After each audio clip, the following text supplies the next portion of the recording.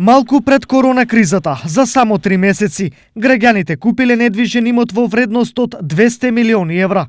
Последните информации од катастарот велат дека во овој период се купени над 140.000 метри квадратни во станови, за кои се платени 101 милион евра. За куќи се изброени 19,5 милиони, а за деловен простор 39 милиони евра.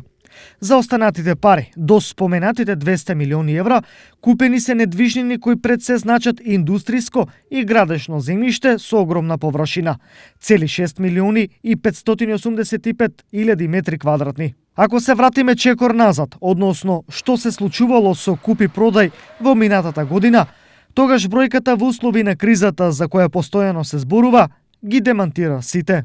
Верувале или не, но за една година во Македонија луѓето купиле имот за 600 милиони евра и тоа во многу случаи купеното го плаќале солено. Например, по 1000 евра за квадрат стан или градежни парцели од 100 до 200 евра по квадрат.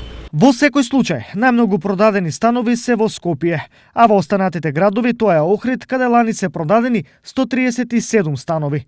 Најмалку, речиси никаков промет со стамбени недвижности имало во Лозово, Конче, Зрновци и уште неколку помали места. Ова недвосмислено покажува дека интересот и парите се во поголемите места кои во источниот регион се штипи кочани. Продажбата на станови овде не престанува и во добро и во лошо, па од тука и големиот ангажман на овдешните градежни фирми, но и прометот кој го остваруваат. Во моментов во Штип се градат над 500, а во Кочани 120 станови.